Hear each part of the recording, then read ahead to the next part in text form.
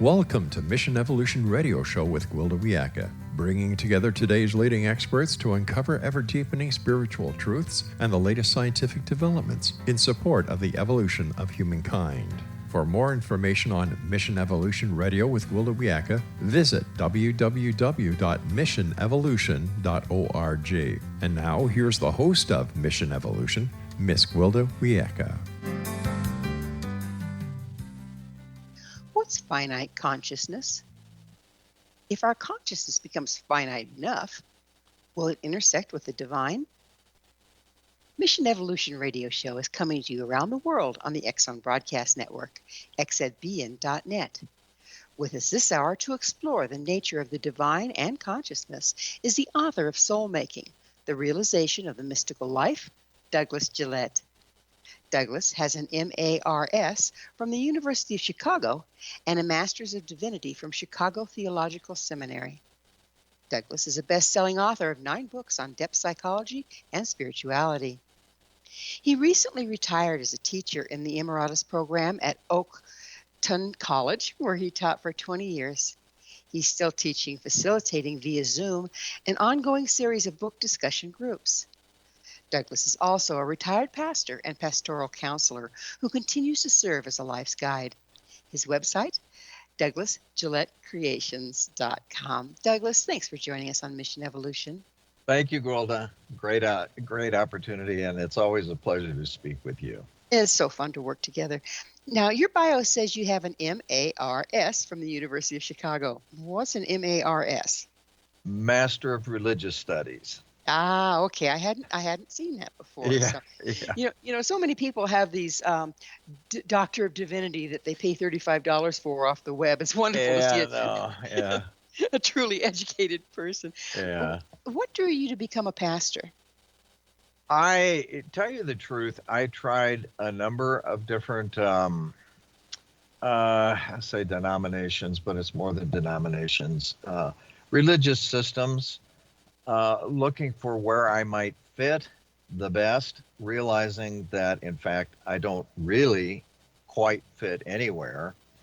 And I had the great fortune to meet a guy by the name of Dr. Robert Moore, with whom I co-authored our first book years ago, teaching at the Christianity, but in a way that allowed for levels of interpretation. In other words, archetypal. He was a Jungian guy.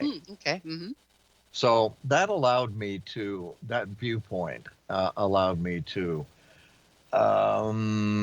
see how I could fit my worldview into a more less literalistic and more open-minded Christian worldview. So that's why. So then I got educated to try to do that.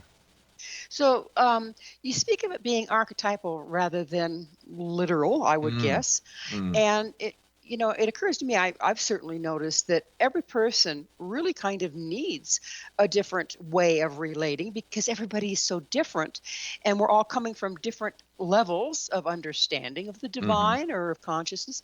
So does the archetypal approach leave that kind of leeway?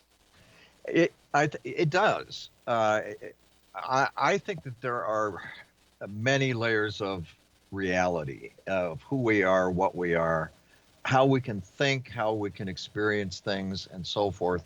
And one is the literal. I mean, I'm by moving to the archetypal, which is deeper. It's in the collective unconscious, according to Jung.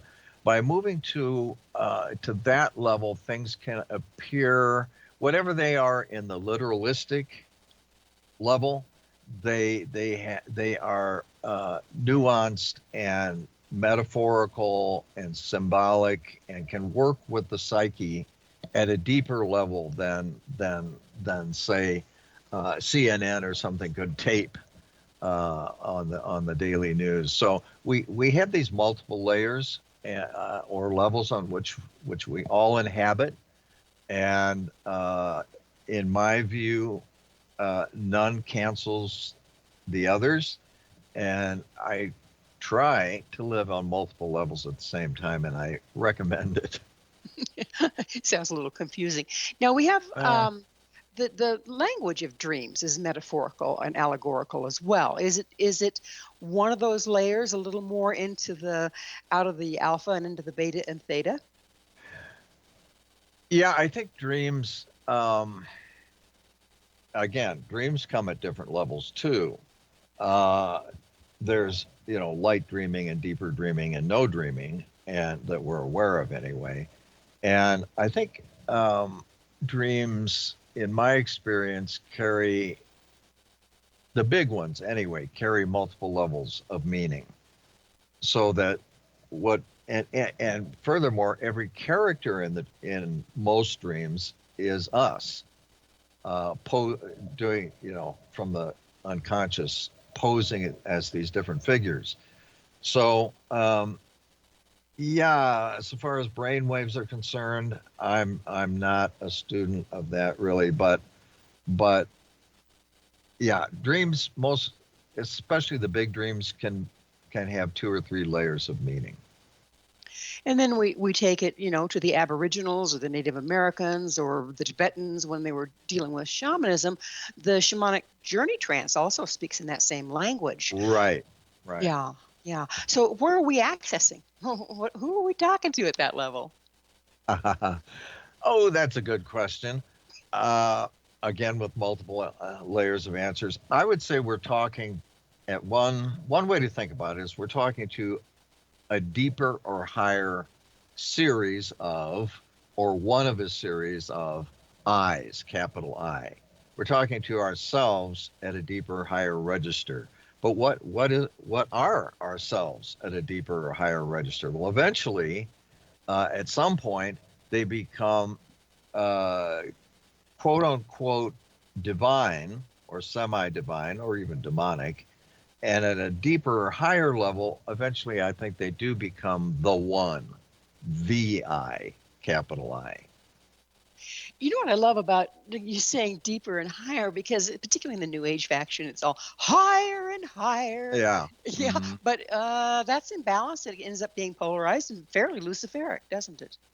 I think so because I mean, there's no good way to map or chart, or that I know of, or diagram the psyche. Really, they all the diagrams have some truth and some not.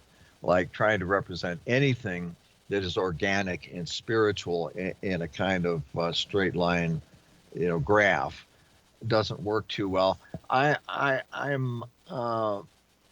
thinking of F.W.H. Myers' system right now, his way of graphing deeper and higher. Of course, the cartoon version of that is light is all above, is higher, and darkness is below. And I'm okay with that kind of language. But I do think it's a little arbitrary. And anyway, whatever it is, we span all of that territory.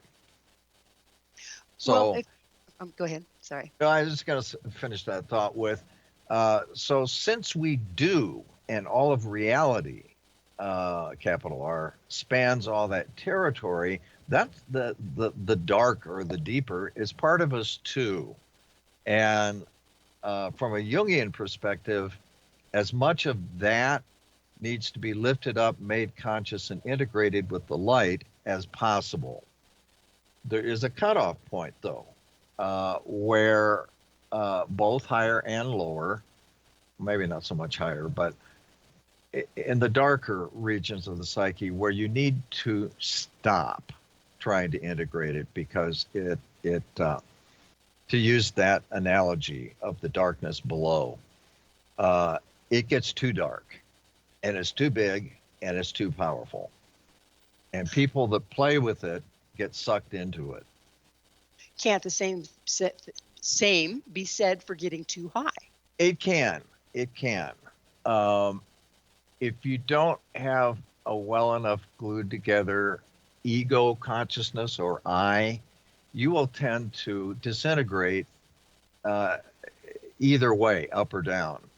So the goal for me has always been to stretch up and stretch down, but there's a certain point at which it begins to feel too alien or too crazy, either up or down, and I stop, because I'm not big enough and strong enough as an ego identity to go that full journey. Well, it's a path to madness, really, isn't it? Because we don't have any way of anchoring it. Right. Yeah. I think of the polarities. Our body, we have to have polarities. Our body wouldn't run if we didn't have positive and negative charges. Right. That's the way the cell draws in what it needs and repels what it doesn't need. If you think of it that way, everything is really working in a circle, like in a toroidal field, versus a line up and a line down. So they interact with each other on all levels very intricately, don't they? Yes, they do. Yeah. Yeah. In fact, what we call the human psyche, to me, is so complicated, and it is capable of traveling so many different paths, and around and it's up and down and this and that it is easy to get lost in the woods. Yeah, and I think a lot of us are lost in the woods at this point. Yeah. But what's it look like? I mean, if we try to travel too far either direction, but if we counterbalance each time we expand, if we expand equally to the light and to the dark, does that make it more manageable? I think it does. Again, it takes a strong and coherent ego that isn't too rigid or too porous. And really, it takes a life guide. We need help. We need somebody who's traveled that balancing thing up and down, that's gone farther than we have. So are you talking about incarnate life guide or a spiritual life guide? Could be either. There are advantages to being incarnate, I think. The physical presence and that sort of thing. But I would have to say that most of the best of my life guides were incarnate and aren't anymore. And some, so they're disincarnate. But some, few, I think have never been incarnate in our sense of the word. And they're good. Shamanically speaking, we talk of people that have been incarnate but are no longer as helping spirits versus simply spirits. Is that how you're looking at it? Yeah. Well, it's just about time for us to take a station break. On the other side, we will continue this lovely discussion. Douglas and I will return very shortly, so don't you go away. This is Mission Evolution, www.missionevolution.org.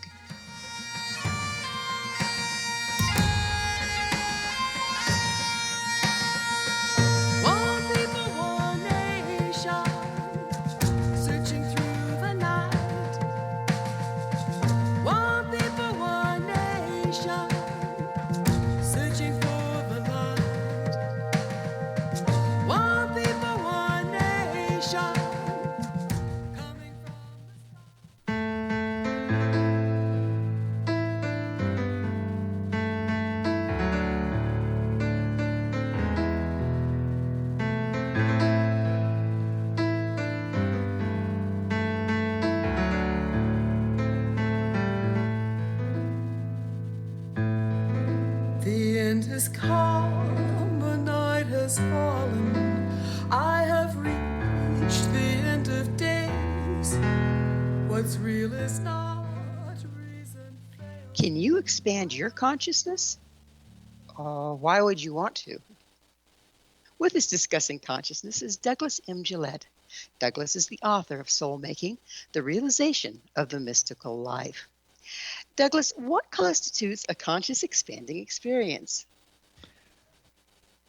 There are all kinds of things that can trigger it, of course, in my experience of life. But it is has been a sense for me of hard to put into words. Growing, certainly emotionally and also cognitively. More important, the emotional, it's like maturation or ripening. And so that I accept and embrace more and more of who and what I am or discover myself to be, but from, not but, yet from a position of strength and groundedness. There's the danger you mentioned earlier of if you're not sufficiently grounded, expansion can feel crazy making, and you can splinter and fly off in different directions. So the advantages of growing, I think, are, I mean, for me, it is the capacity, the growing capacity to react less, to be less reactive to the static and the danger and all this and the, as well as the good things sort of in life, and to be more I hope wiser, firm but gentler, a help and an aid to others, including, by the way, our 2.5-year-old granddaughter who lives with us now. And no, just a sense of self-satisfaction in becoming richer, emotionally, cognitively, and deeper, and learning to organically love more. What is a PSI experience? Well, parapsychological. Experiences of, I would say, the future, the past can be, and also of entities that have been incarnate, entities that have never been incarnate, at least not in our medium.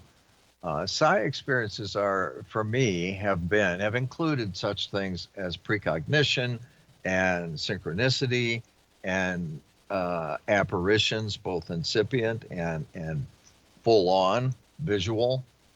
But I think that most psi the way I would define it is most psi experiences are on a level similar to, different from, but in the same ballpark as our normal daily life levels.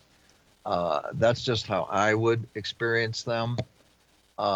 It's just more of reality, but not necessarily in and of themselves descending deeper or ascending higher, or at least not by much.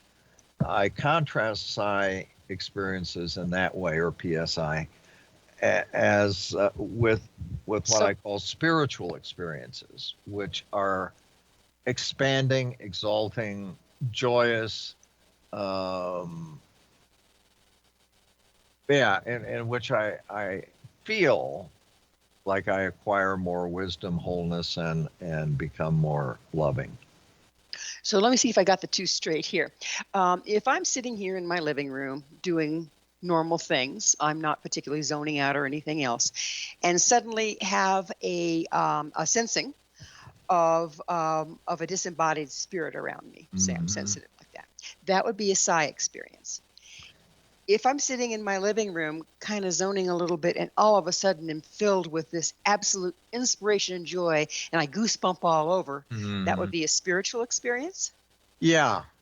I think that I don't understand those worlds in a or those dimensions or elements of consciousness really in any kind of doctrinaire way, but I and I wouldn't make a hard distinction because between the psi and the spiritual. But what you said simplifies it, um, uh, streamlines it in that sense. I don't know. I don't know. I just know how I feel in response to those different kinds of experiences. It is more of a felt sense, isn't it? It is a felt sense, I Yeah. think. Yeah. Okay. Mm-hmm.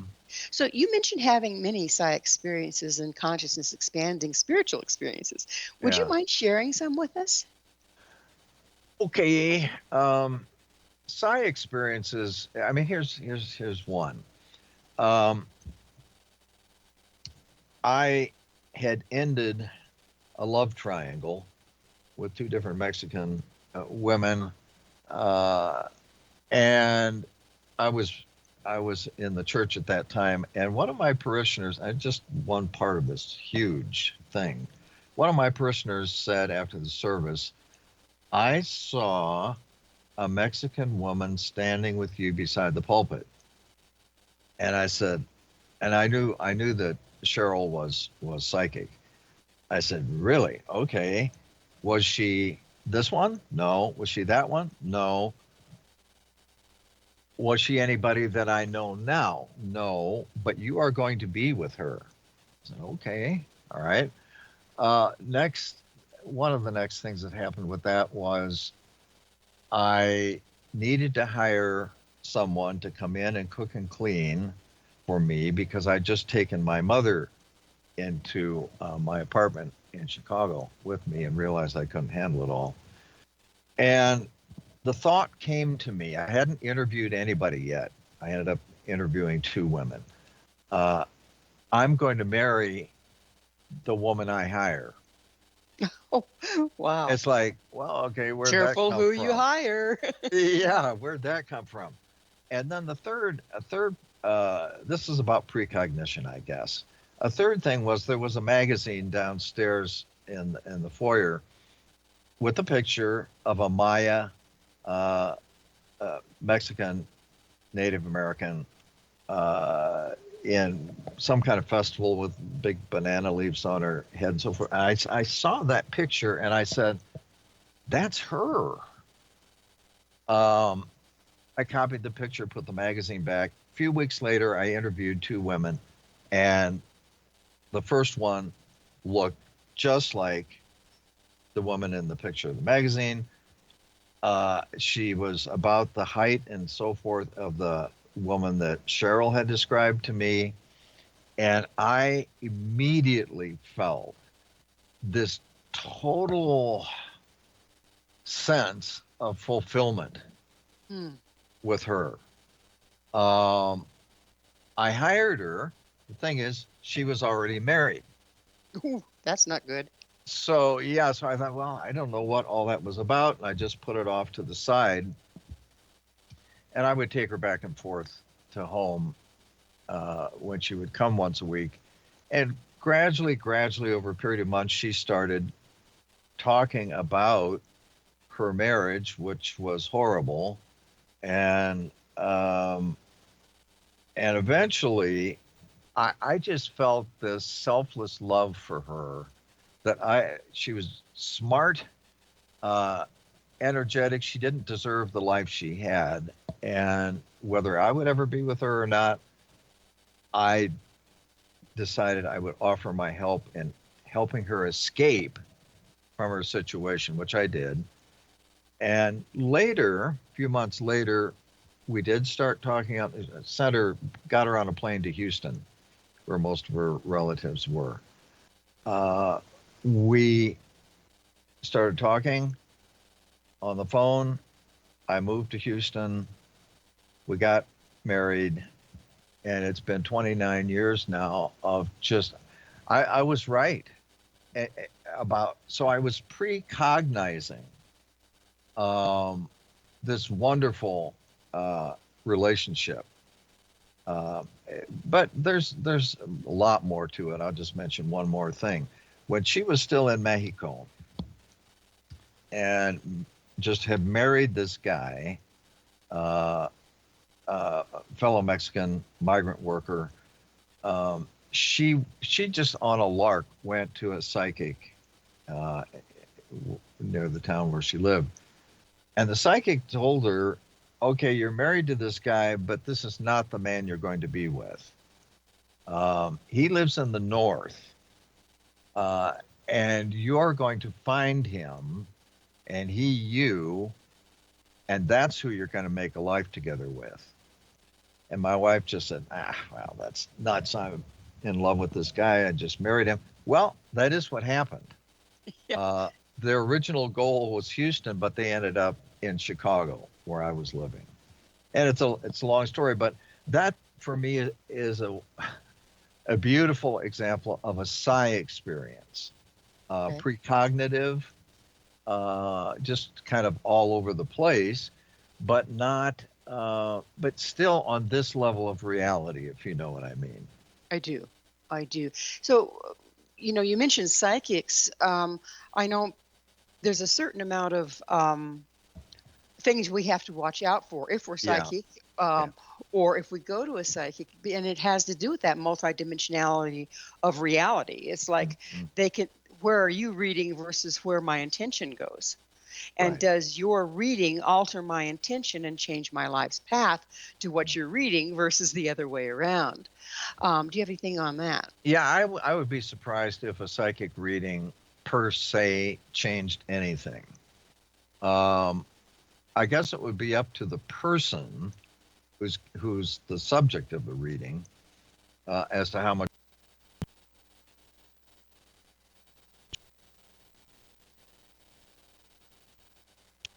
cognitive stuff. Uh,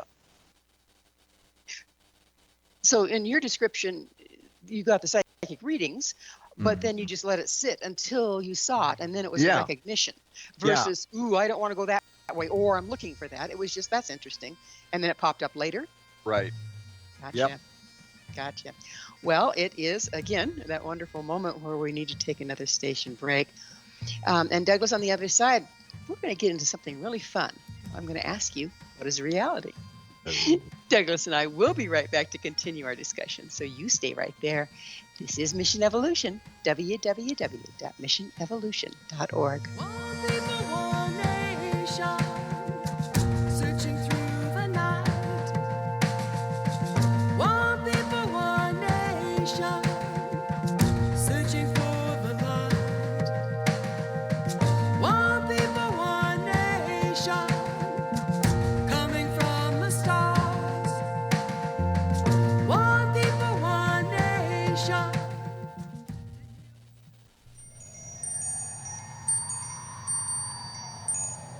I've been broken, shattered, cast to the wind. I am scattered upon the wind.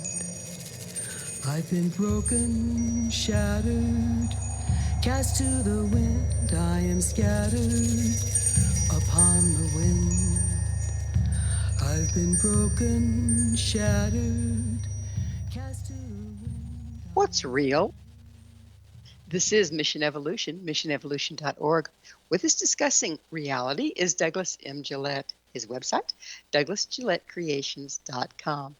So, Douglas, as promised, what is reality? I don't know. Oh, now that doesn't help. No, I'm going to say some things that I suspect it is. I don't know what it is, capital R. I don't know anyone who does definitively because it is indeterminately vast, complex, and so forth. But what I think it is, and what I've experienced it as, is the divine psyche, which has no limits, a center which is everywhere, and a circle which is a circumference which is nowhere. I think we live and move and have our being, as the ancient Greek poet said, within the psychic medium that is the consciousness of the infinite person, who manifests, as the ancient Egyptians said, in these thousands. Thou hast become these thousands. Of course, they meant millions, billions, trillions. So we live within the divine psyche. That's what I think reality is. So if we live within the divine psyche, we apparently are living a very narrow bandwidth of all it is, yes? Okay. So does that mean that, as we were speaking earlier, that as we expand, both higher and lower, that we can possibly, enter the unity consciousness? Yeah, I mean, I think that in rare and extraordinary states of consciousness, there is a break. We can get to the point where there's a breakthrough into into, I don't know if we actually become one. I mean, I think we do in those moments, but I don't think at least while we're here at this level, that we're meant to sort of go there all the time. I at least have gotten glimpses of feelings and intuitive flashes and actually sometimes whole hours of feeling like I'm there, but and am it in some way, the infinite psyche, the infinite consciousness. But yeah, I mean, I feel like I'm here for some set of reasons, though, in this more finite consciousness band, for reasons some of which I think I understand or have some idea about, and for reasons which I don't even attempt to understand because they're going to be beyond me. So where does death fit in all this? What we die. Okay, we're out of our body. Now where do we find ourselves? I think we find ourselves in another medium, another dimension. I would guess probably from some of my dreams, and I guess you can call them visions that I've had, and also apparitions that are somewhere before and after they show up to me and others. Some sort of environment that is seems like it is like and not like this one. The more etheric, I guess the language would be, the more etheric environments that these other psyches and presences inhabit. I don't know. I feel them. I think it's important. For me, it's important to move from this environment after biological death to an environment that isn't so weird or so strange or so odd from my present experience, so divorced from that I'll feel like alien. Yeah, that you can't navigate at all. No. Yeah. It's whatever. I mean, I'm open, whatever. Do you think that the more we work here and the more expansive we become here, when it comes time to go, we have more options of where to navigate? I think so. I don't know, but the world's spiritual traditions, one way, in many ways, not one way or another, many ways, do affirm that for the most part. And it would make sense because to me anyway, because the more I know and intuit and feel here in this environment, the broader and richer and deeper it becomes. So I think what we do here does probably, the enriching that we're able to do here probably does carry forward into the next proximate life or lives. And so I think we have different destinations, after death. So what are the challenges of reconciling your pastoral training with your current view of reality? They seem a little disparate. They do if you're talking about conventional clergy, conventional churches, and so forth, and doctrine and so on. But and this is one thing that has attracted me to the archetypal stuff, the deeper stuff, the higher stuff, it is all there as part of the largely mystical heritage of Christianity. It's there in Judaism, Islam, and other religions as well. It's there. It's just that it's not as institutionalized. It's not what is preached on Sunday mornings, if you're a Christian, and so forth, for the most part. But it is part of the Christian tradition. I think of myself as an Egypto-Hellenic, Neoplatonist Christian universalist. Oh my goodness. That about covers it, yes. It covers much of it, not all of it, maybe.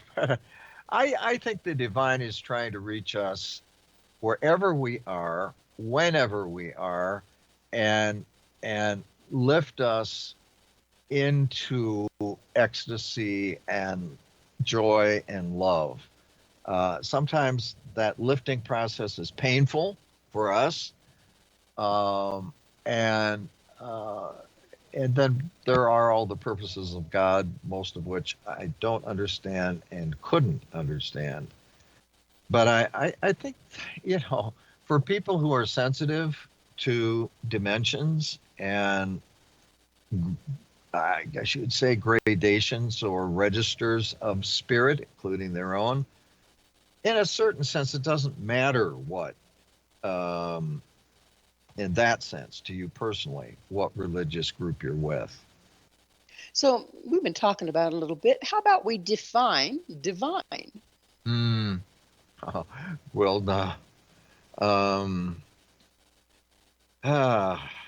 I'm sorry, I'm being mean, aren't I? No, that's huge. That is so huge. As I'm sure you know. Divine, in my view, on the one hand, is first of all everything that is or that we know of. Okay, that's at one level. Divine is, and that includes the light and the dark too. At another level, it is dimensions and entities above this dimension. I mean, for example, angels, demons, bodhisattvas, whatever you want to call them, helpers and hinderers. They're within the divine psyche too. So it's that more expansive place. It's a more expansive thing.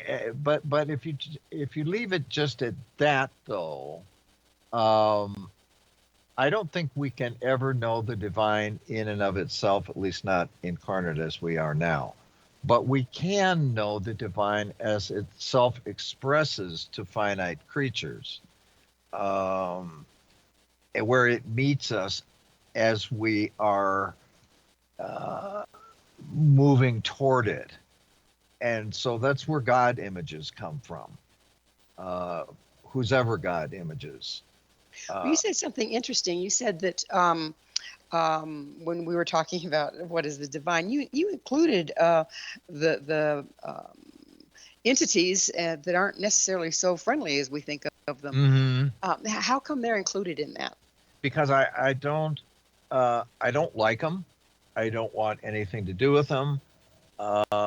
They destroy people's lives here and in other realms of reality.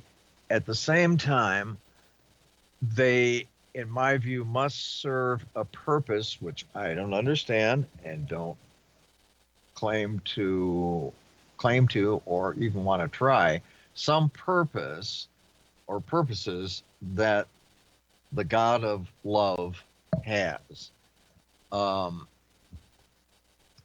If they didn't, I mean, if God is infinite, then there is nothing outside of God.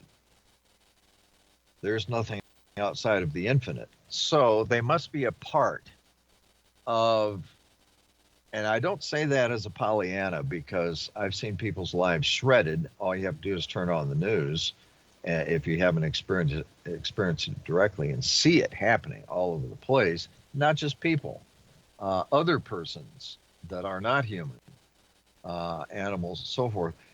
I don't know that I don't know what the divine purposes are, except I sense, for me at least, and for some of the people that I know, the among the purposes are experiences of joy, ecstasy, wholeness, gratitude, love, etc. I don't I don't know what the rest of it is in the dark part. For me, in moderate doses, some of the darkness and the entities that inhabit them and uh, are actually turn out to be blessings if they're spurs to deeper, higher growth, wisdom, uh, watchfulness of one's boundaries, care for others, etc. So So that you're saying they can work kind of like the coyote energy or the trickster energy they in can, yeah, tricking you into different experience of life and a different expression. which makes you deeper, richer, more mature, etc. In moderate doses. In horrific doses, I don't know. I have to leave that question up to God because I can't answer it. I hear you there. Well, it is time again for another station break. Please stay with us as Douglas and I continue to explore depth psychology and spirituality. This is Mission Evolution, www.missionevolution.org. The night, one people, one nation, searching for the light. One people, one nation, coming from the stars. One people, one nation, to heal the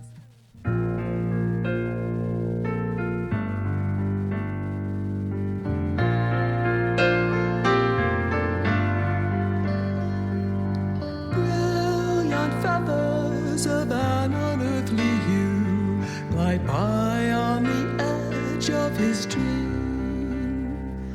A whisper of touch, an unheard song.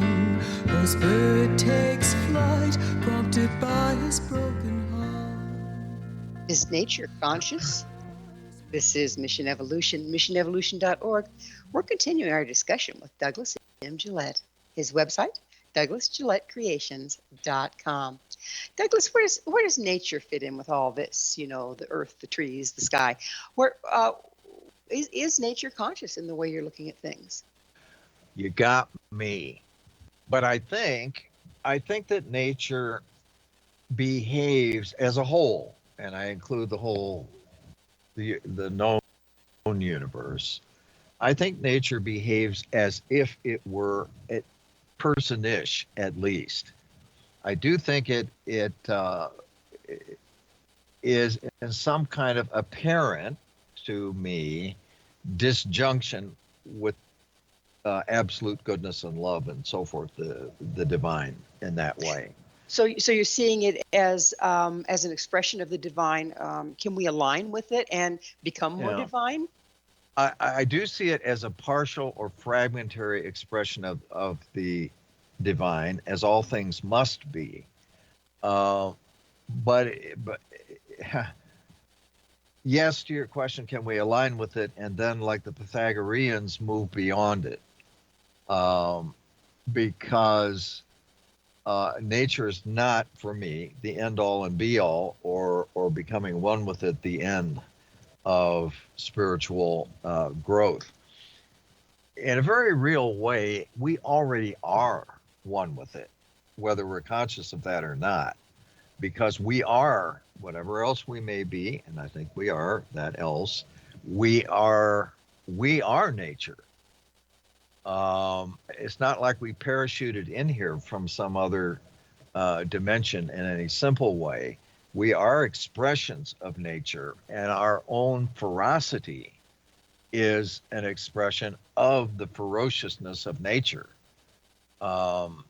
So um, the the Pythagoreans, as you know, um, were trying to. They believed that all incarnations, over and over and on, and so on, all creatures were eventually one natural thing that they called the all. And the first unitive experience was to, in Pythagoreanism, was to embrace and know yourself as the all that is nature, or the quote unquote physical world. Beyond that, once you got that far, you could see, through the cracks and little fissures and holes in it, you could see that there was infinite goodness beyond that. So I subscribe sort of to the physicist David Bohm's idea that there's an implicate order, implicate, in which everything is itself and everything else, and without contradiction, one. Then there's various stages and levels and so on of the explicating level of what is implicate. And the world we live in, or are most conscious of most of the time, is part of that explicated reality. It shows up, or is it's a representation of the one in fragmentary form. Isn't everything just a little piece of the divine? It is a little piece of the divine, at the same time, like a hologram, which David Bohm also used as an analogy. Each little piece, while a piece of the explicated or relativistic world, is in itself the whole. Just like we see the oak tree in the acorn. Yeah. Okay, Yeah. that makes sense to me. Yeah. So we've been talking about finite consciousness somewhat. How does the divine interface with finite consciousness? I think finite consciousness is the divine, as if it were finite. That's the first thing. And to realize that is like, oh, okay. Yeah, try that on me again. I didn't realize it. Yeah, that's Benoit Mandelbrot. Everything is made of infinity. That's the ancient Egyptians. Thou hast made thyself into these millions, or these thousands. So finite consciousness is the divine, representing itself as if it were finite. Okay, so that's the first thing. It's right here, right now. That's one level. Second level is, for me, the infinite consciousness manifests to finite consciousnesses as if they were different from it or other than it. And so that's where our images of the divine come from. We bring what we can of our finiteness, and the infinite somehow, though the finite and the infinite are never supposed to meet, somehow, numerically, mathematically, but somehow they do. And so we are it already, we just don't know it. And we need to know it at higher and higher and deeper levels. So the more we perceive ourselves as absolutely finite, the narrower our expansiveness? Yeah, oh yeah. Yeah. If that's all you perceive about yourself and others is the literal-ish level of reality and the finite, which is a kind of literalism. That guarantees the lack of spiritual growth. And that kind of exemplifies of what's wrong in the world today, yes? Oh yeah. Yep. Because when you're in that extremely contracted, finite place, you don't have any empathy and you can't relate to others Right. in a heart-to-heart way. No, yep. Absolutely. So what caused that contraction? I don't know, of course, but I think of it again at several possible levels. One is that it was something God slash the divine wanted to experience, contraction, otherness than its infinite self. Uh, B, there may be some benefits that the divine wishes to bestow that can only be bestowed through the manifestation of finite consciousnesses. I can think of, why. Ultimately, that's up to God. But if we weren't finite, we couldn't meet each other. For one thing, we couldn't love each other. We couldn't. There would be no each other if we weren't finite. So there's some value that the divine is attaching to the manifestation of itself as if it were finite creatures. The story I told about some of the prefigurations of my wife's and my getting together, there would be no love and building a life together if we weren't finite. Right, because if you're infinite, you're already there, right? You're already there, and you're already everything. there. Mm-hmm. Yeah. Mm-hmm. So what's going to happen to religion as the individual's consciousness come closer to merging with the divine? Mm-hmm. Well, I think it can. Depends on exactly what you're asking. Well, I'm not talking about spirituality. I'm talking about religion. Yeah, I know, organized religion. Yeah. Yeah, what happens to organized religion? It withers or becomes the last refuge for the circlers of the wagons who want to shut out as much of the size and magnitude and wonder and so on of the world. On the other hand, as I mentioned before, all the world's religious traditions have had a mystical path or an expansive path in them, just largely ignored or largely suppressed. Or crunched down into the finite. Yeah, right. Okay. Right. So what happens to the organized religions? I don't care. It's whatever. I wish that the door to more churches, speaking as a Christian, had a sign that said something like, enter here and experience the divine in a new and expanded and wondrous and life enriching way. Instead of that, what I've seen is a sign that says, check brain at door. Gotcha. And increasingly, I've seen a sign that says, check heart at door. Ah, interesting. Well, Douglas, it is just about the end of the show, and therefore, I would be remiss if I didn't ask you, what's your mission? I'm 76 plus, so my mission has always been to help people expand their open their hearts, open their thoughts to each other and to what I call God. And that's always been my mission, to help build bridges and connect and find common ground and expose people to each other and to dimensions that they have maybe not even imagined.